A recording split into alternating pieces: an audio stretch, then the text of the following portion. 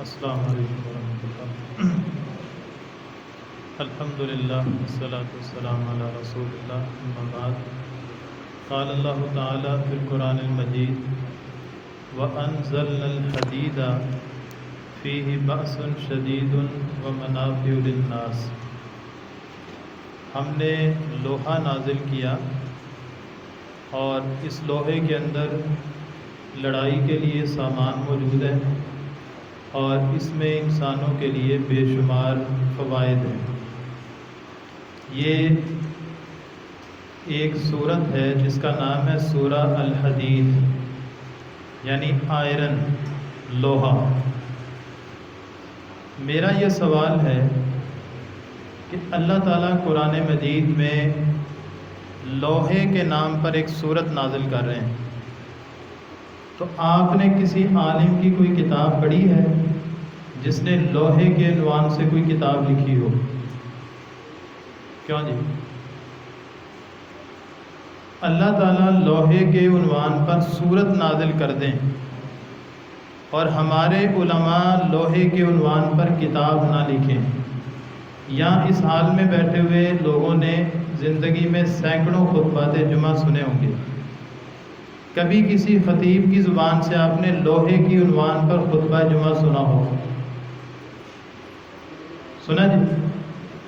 اور اگر کوئی عالم خطبہ جمعہ دے دیں تو میرا خیال اس مسجد میں آخری خطبہ ہوگا۔ انتظامیہ کہے گی مول صاحب تسی کیڑا کام شروع کرتا۔ دیکھیں، چیزوں کو دیکھنے کا تناظر ہوتا ہے۔ اگر ایک قرآن میں اللہ نے کہا تبیانا لکل شیء، قرآن میں ہر چیز کا بیان موجود ہے۔ اگر کوئی ملحد شخص جو ہے نا قرآن کو پڑھے گا تو قرآن کہتا ہے یضل بہ کثیرا، اسی قرآن کو پڑھ کے گمراہ ہو جائے گا۔ اور اگر کوئی سائنٹسٹ قرآن کو سائنس کے تناظر میں پڑھے گا تو اس کو قرآن کی ہر دوسری تیسری آیت سائنس نظر آئے گی۔ اس وقت جس معاشرے میں میں اور آپ زندہ ہیں، شاید آپ کے پاس بھی بے شمار مثالیں ہوں گی۔ میرے پاس بھی اس وقت جی سی یونیورسٹی کے، سول لائن کالج کے، پنجاب یونیورسٹی کے طلباء کے ساتھ انٹریکشن کے بعد یہ سمجھ آتی ہے کہ آپ کا فزکس کا ٹیچر، کیمسٹری کا ٹیچر، خاص طور پہ جو یورپ سے کوئی پی ایچ ڈی کر کے آ گیا ہے، وہ ان نوجوانوں کے ذہن میں یہ بات راسخ کر رہا ہے کہ بھئی دین کا، قرآن کا، نبی کا، اسلام کا، شریعت کا دنیا سے کوئی لین دین نہیں ہے۔ اچھا، اس کے پیچھے ایک تحریک ہے، اگر آپ اس کو تھوڑا سا ہسٹوریکل دیکھیں تو پیچھے 200 سال یورپ کے اندر ایک جو تنازع کھڑا ہوا، مارکائے مذہب اور سائنس، یہ ایک باقاعدہ یورپ کے اندر ایک ان کے انر جنگ تھی جو 200 سال تک جاری رہی۔ ہوا کیا؟ آج سے 200 سال پہلے پوری دنیا میں مذہبی لوگوں کی اجارہ داری تھی، یعنی ان کا ہولڈ تھا۔ اس میں عیسائیت دیکھ لیں، ہندو مت دیکھ لیں، اسلام دیکھ لیں، یا دنیا کا کوئی مذہب دیکھ لیں۔ اچھا، ہوا یہ کہ یورپ میں ترقی ہوئی، لوگوں نے سائنس مشاہدات شروع کیے، اس کے اوپر ایکسپیریمنٹ کیے۔ اب ایک چیز کا آپ مشاہدہ کرتے ہیں، مثال کے طور پہ اس کا کلر بلیک ہے، آپ اس میں کیمیکل ڈالتے ہیں، اس کو اندر سے نکال کے چیک کرتے ہیں تو سمجھ آتی ہے اس کا کلر ہے ہی بلیک۔ تو اگر ایک بندہ آنکھ سے دیکھ کے اس کا مشاہدہ کرتا ہے، پھر تجربہ کرتا ہے اور اس کو سمجھ آتی ہے کہ بات تو ٹھیک ہے، اب آپ اس بات کو جھٹلا نہیں سکتے۔ لیکن وہاں کے جو پوپ تھے، ان کے جو مذہبی رہنما تھے، انہوں نے کہا یہ جو سائنسدان ہیں نا، یہ جو بھی بات کر رہے ہیں یہ بات کفر ہے۔ ان پر کفر کے فتوے لگے اور ایک بڑی تعداد میں جو سائنسدان تھے ان کو تختہ دار پہ لٹکا دیا۔ اچھا، لیکن ہوا یہ کہ سائنسدانوں نے اپنی ایفرٹ جاری رکھی، انہوں نے کوشش جاری رکھی، اور ایک وقت آیا کہ وہ ڈومینیٹ کر گئے۔ ان کے پاس اتنے ایکسپیریمنٹ تھے کہ دنیا کا کوئی ذی شعور انسان ان کی بات کو ٹھکرا نہیں سکتا تھا۔ نیوٹن کے لاز ہیں، کون اس کا انکار کرے گا؟ اور یہ سب نیچرل پروسیس ہے. مادے کی فارم انہوں نے بتائی تو وہ لوگ دیکھ رہے تھے. اچھا چرچ نے اس کا انکار کیا، اور اس انکار کرنے کی وجہ حضرت عیسیٰ کی شریعت نہیں تھی. اس کی وجہ یہ تھی کہ انہوں نے، ان کے پاس جو کتاب تھی وہ کتاب اللہ تعالیٰ کی طرف سے نازل کردہ ہی نہیں تھی، وہ تو ان کے اپنے پوپ پادریوں کی بنائی ہوئی کتابیں تھیں. اور اس کی کیفیت یہ تھی، میں ایک واقعہ آپ کے سامنے رکھتا ہوں. ایک وقت یورپ میں یہ بھی آیا کہ 600 قسم کی تورات جو ہے نا، 600 قسم کی تورات اور انجیل، اولڈ ٹیسٹامنٹ اور نیو ٹیسٹامنٹ، 600 لوگوں نے کہا کہ ہماری تورات درست ہے یا ہماری انجیل درست ہے. ہر ایک کا دعویٰ یہی تھا. اچھا ان کے جو سب سے بڑے پوپ تھے انہوں نے کہا یار یہ تو بڑا مسئلہ خراب ہے، ہم اس کا فیصلہ یہ کرتے ہیں کہ ایک ہی کو صحیح قرار دیں گے. اور اس کو صحیح قرار دینے کے لیے جو کرائٹیریا متعین کیا گیا، آپ یہ سمجھ سکتے ہیں کہ ان کے مذہبی لوگوں کی سوچ اور عقل کس حد تک پس جا چکی تھی. کرائٹیریا کیا ہے؟ انہوں نے کہا ایک ٹیبل کے اوپر 600 انجیل رکھ دو اور اس ٹیبل کو ہلاتے ہیں، جو نیچے گر جائے گی گویا کہ وہ باطل ہے، اور جو باقی بچ جائے گی وہ حق ہے. اچھا ہلاتے رہے، وہ 599 گر گئیں، اور آخری جو ایک بچی انہوں نے کہا کہ یہ حق ہے، آج کے بعد ساری ضائع کر دی جائیں اور اس ایک تورات اور انجیل کے اوپر ہمارا مذہب قائم ہوگا. اب ان کے مذہب کی کیفیت تو یہ تھی. اس لیے جو مارکہ مذہب و سائنس یورپ میں لڑا گیا، اس میں سائنس رائٹ پہ تھا اور مذہب باطل پہ تھا. ہم بھی اس کو ایگری کرتے، لیکن ہوتا یہ ہے کہ یہ وہاں سے پڑھ کے آنے والے، یہ کاٹھے انگریز جسے آپ کہہ سکتے ہیں، انہوں نے ان کی تاریخ کا مشاہدہ کر کے آگے یہ کہنا شروع کر دیا کہ جس طرح یورپ کے اندر سائنس غالب آ گیا اور مذہب مغلوب ہو گیا، اسی طرح ہمارے مسلمان معاشرے کے اندر بھی یہ مذہبی لوگ بیکورڈ ہیں، آپ کو پروگریس سے روکتے ہیں، ترقی سے روکتے ہیں، آپ آگے نہیں جا سکتے، لہٰذا آپ مذہب کو دیس نکالا دیں گے تبھی آپ دنیا میں ترقی کر سکیں. اب وہ جو اقبال نے کہا نا، اپنی ملت پہ قیاس اقوام مغرب سے نہ کر، خاص ہے ترکیب میں قوم رسول. اب ہم اس ماڈل پہ نہیں جا سکتے. کیوں نہیں جا سکتے؟ ہمارے قرآن میں وعدہ کیا گیا کہ انا انزلنا الذکر و انا لہ، اس کی ایک زیر زبر بھی چیلنج ہے. اچھا جی دیکھیں، قرآن چیلنج ہے. قرآن کیا ہے؟ معجزہ ہے. اور معجزہ کسے کہتے ہیں؟ ما عجز بہ، جس کے سامنے دنیا کی ہر چیز عاجز آ جائے. میں آپ کو مثالیں دوں گا. آج پورا ویسٹ نہیں، پوری دنیا آج بھی قرآن کے سامنے عاجز ہے. عیسیٰ علیہ السلام کو معجزہ وہ ملا کہ جس کے سامنے سارے کے سارے اس وقت کے جو بڑے، اس وقت میڈیکل سائنس پیک پہ تھی، تو ایسا معجزہ دیا گیا کہ ساری میڈیکل سائنس گھٹنے ٹیک گئی کہ ہم بندے کو صحیح تو کر سکتے ہیں لیکن مردے کو زندہ، ساری میڈیکل سائنس گھٹنے ٹیک گئی. عیسیٰ علیہ السلام کو معجزہ دیا، موسیٰ علیہ السلام کو معجزہ دیا عصا، جادو اس وقت پیک کے اوپر تھا. اچھا موسیٰ علیہ السلام عصا پھینکتے ہیں تو وہ اژدہا بن جاتا. اچھا جو جادو ہے نا، اس کی سائنس یہ ہے کہ جو چیز جس پر جادو ہوتا ہے نا، وہ عام لوگوں کو وہ چیز نظر آتی ہے لیکن جادوگروں کو وہ ریئل چیز نظر آتی ہے. مثلا جب رسیاں پھینکی گئی تھی تو جادوگروں کو وہ رسیاں ہی نظر آ رہی تھیں، عام لوگوں کو وہ نظر آ رہا تھا کہ یہ سانپ ہیں.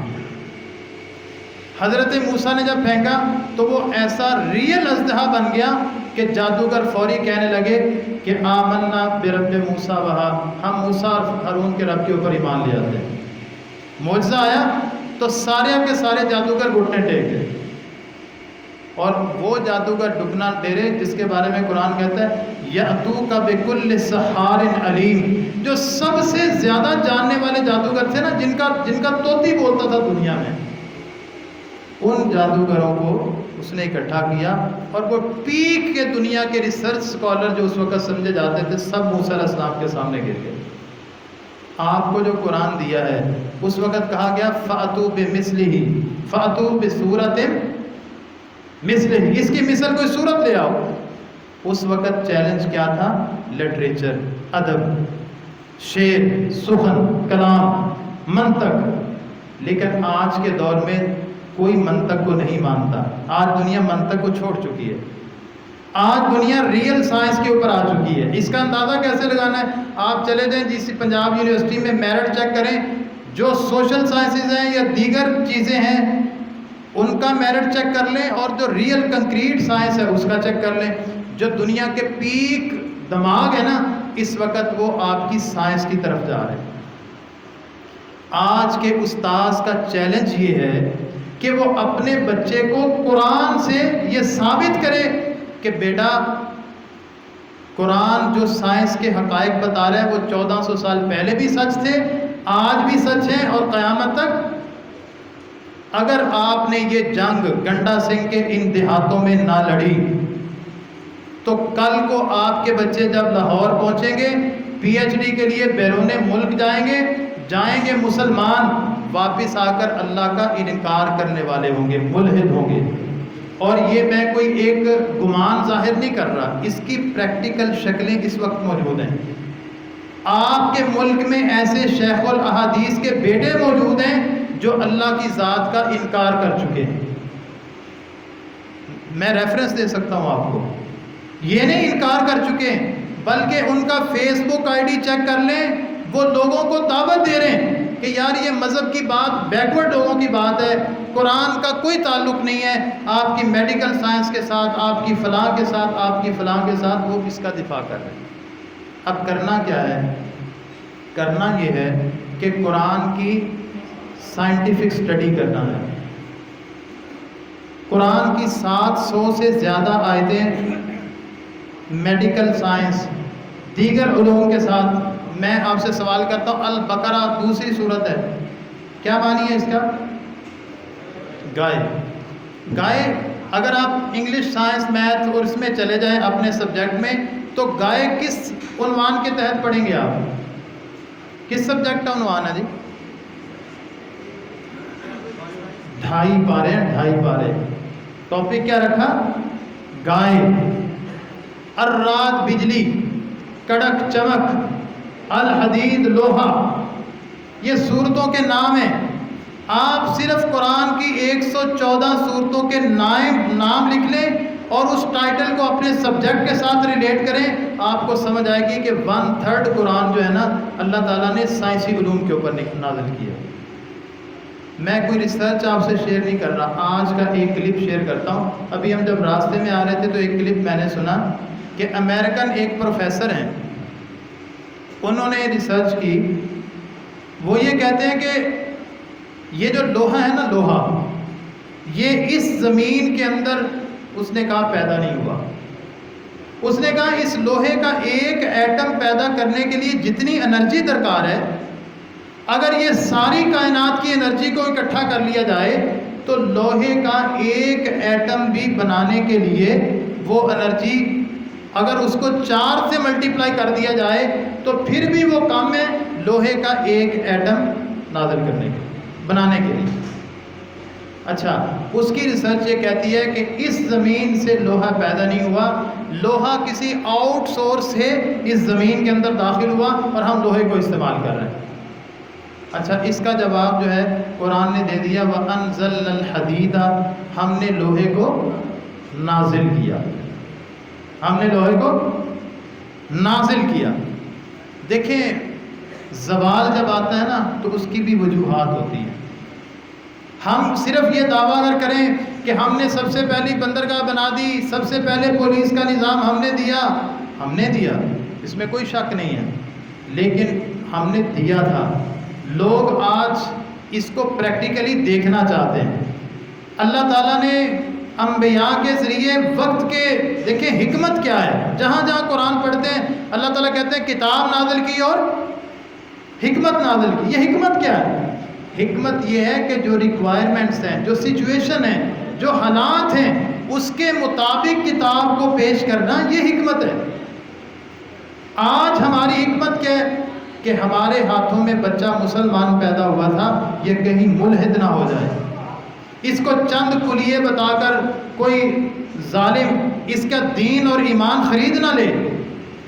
اس کے لیے ساری احادیث کی سائنٹیفک سٹڈی کرنا پڑے گی, سارے قرآن کی سائنٹیفک سٹڈی کرنا پڑے گی, ایک قرآن ہے، ایک تفسیر ہے ڈاکٹر عتیق الرحمان کیلانی، انہوں نے لکھی ہے، خود بھی ڈاکٹر ہیں، میڈیکل ڈاکٹر ہیں، انہوں نے ایک پوری تفسیر لکھی ہے، اگر سے شارٹ ہے، تفسیر القرآن۔ ایک عبد الرحمان کیلانی صاحب، انہوں نے سائنٹیفک تفسیر اور جہاں جہاں وہ آیتیں آئی ہیں خاص طور پہ ان کو ایڈریس کیا ہے، اور لوگوں کی ریسرچ بھی ہے۔ وہ ساری کتابیں آپ کی لائبریری کا حصہ ہونا چاہیے۔ ابھی 5 دن پہلے ہم نے ایک ترجمہ کلاس شروع کی، وہاں ایک یونیورسٹی کا اسٹوڈنٹ تھا، تو اس نے کہا جی میرا ایک کلاس فیلو ہے، وہ مکمل طور پر ملحد ہو چکا ہے، وہ اللہ تعالیٰ کو نہیں مانتا، مسلمان لڑکا ہے۔ تو ہم نے یہ طے کیا کہ ایک فلاں صاحب ہیں جن کا اس کے بارے میں بڑا اچھا علم ہے، تو ہم ایک گروپ کی شکل میں ان کے پاس جائیں گے اور ان سے جا کے علم حاصل کریں گے۔ تو دیکھیں ایسا نہیں ہے چیزیں موجود نہیں ہیں، چیزیں آپ کو، میں نے کہا جب آپ کا تناظر پڑھنے کا وہ ہو جائے گا نا، جب میں نے سوچا تھا کہ میں قرآن اور سائنس پہ جا کے بات کروں گا، تو مجھے آج میں جب قرآن پڑھ رہا ہوں تو مجھے ہر دوسرے صفحے کے اوپر قرآن کی آیت سائنس سے متعلق نظر آ رہی ہے، صرف میرا تناظر بدلا۔ آپ بھی جب اس تناظر سے پڑھیں گے تو آپ کو اتنے ریفرنسز مل جائیں گے۔ آخری بات کر کے بات ختم کرتا ہوں۔ ایک ویسٹ کے ایک جو سائنسدان تھے جن کا کام تھا، وہ ماہر آپ جو ہے نا پانی کے ماہر تھے، اور ان کی ساری زندگی جو ہے وہ آبی حیات کی ریسرچ پر اور پانی کے اوپر گزری تھی۔ ان کی روٹین یہ تھی کہ اب جب بھی جاتے تھے تو ان کو اسٹڈی کا شوق تھا، ہر دفعہ اپنے ساتھ کوئی نہ کوئی کتاب لے جاتے اور اس کو اسٹڈی کرتے رہتے۔ ایک دفعہ کسی دوست نے کہا کہ یار آپ قرآن بھی پڑھو، تو وہ کہتے ہیں کہ میں سفر پہ نکل گیا اور میں نے اپنے ہاتھ میں قرآن لے لیا۔ کہتے چلتے چلتے کشتی پہ سوار تھے تو ایک جگہ پہ سورہ نور کے اندر میں نے ایک آیت پڑھی، اور اس آیت میں لکھا ہوا تھا، وہ جو آیت ہے اس شاید ایگزیکٹ الفاظ میں اس وقت ادا نہ کر سکوں، اس کا ترجمہ یہ ہے کہ مشرک جو ہے نا اس کی مثال یہ ہے کہ جیسے وہ پانی کے اندر ڈوبا ہوا ہو، اور اس کے اوپر ایک لہر اور اس کے اوپر دوسری لہر اور اس کے اوپر تیسری لہر، اندھیرا ہے اور پھر اس کے اوپر رات کا اندھیرا ہے، اور اس قدر اندھیرا ہے کہ اپنا ہاتھ نکالے تو اپنے ہاتھ کو بھی نہ دیکھ پائے۔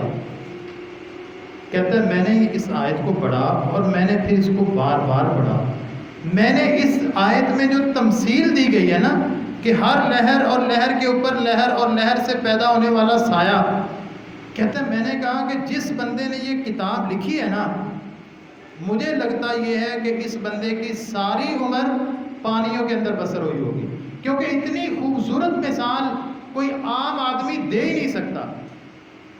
اچھا یورپ میں تو یہ ہے نا کہ یہ محمد رسول اللہ نے خود بنا لی ہے کتاب، وہ لوگ تو اللہ تعالیٰ کی طرف سے کتاب نہیں مانتے نا۔ کہتا میں نے کسی سے پوچھا، اس نے کہا کہ جی یہ محمد صلی اللہ علیہ وسلم نے جو ہے وہ لکھی ہے، تو کہتے میں نے ان کو اسٹڈی کرنا شروع کیا اور مجھے حیرت ہوئی، میں پہلے صفحے سے انتظار کر رہا تھا کہ یہ بندہ کب آبی سفر پہ نکلا، 40 سال ہو گئے ایک دفعہ بھی نہیں گئے، نبوت ملی اس کے بعد نہیں گئے، ہجرت تک نہیں گئے، فتح مکہ تک نہیں گئے، حتیٰ کہ ان کے موت کے آخری جو لمحات تھے میں بڑا حیران تھا، اور مجھے پتا چلا کہ یہ شخص ایک دفعہ بھی کسی ساحل سمندر تک نہیں گیا۔ کہتے ہیں میں نے کہا یہ کتاب کس شخص کی لکھی ہوئی نہیں ہے، یہ کتاب کہیں اور سے لکھی گئی ہے۔ کہتے ہیں میں نے جب اسلام کی اسٹڈی کی، ڈسکشن کی، تو مجھے پتا چلا کہ یہ واقعتاً حق ہے، اور یہ اسی کی طرف سے نازل کرتا ہے جس نے اس پانی کو پیدا کیا اور جس نے مجھے پیدا کیا، اسی نے اس کتاب کو نازل کیا، اور اللہ تعالیٰ نے اس کو ہدایت کی توفیق دے دی۔ ایک کتاب لازمی پڑھیے گا، دارالاسلام لاہور نے لکھی ہے، قرآن پر اعتراضات اور سائنس کے اعترافات، سائنس کے اعتراف، قرآن کے حقائق اور سائنس کے اعترافات، اور ایک اور کتاب جس میں ویسٹ کے بہت سارے سائنسدان تحقیق کر کے مسلمان ہوئے ہیں، یہ سارے واقعات خود بھی پڑھیں، اپنے بچوں کو بھی سکھائیں، اور اگر ہم نے یہ کام نہ کیا تو بہت خطرناک ہوگا۔ آپ اندلس میں چلے جائیں نا، اس وقت اندلس میں مفتی تقی عثمانی صاحب ہیں، انہوں نے اپنے لکھے ہیں کہ میں پوری دنیا میں گیا۔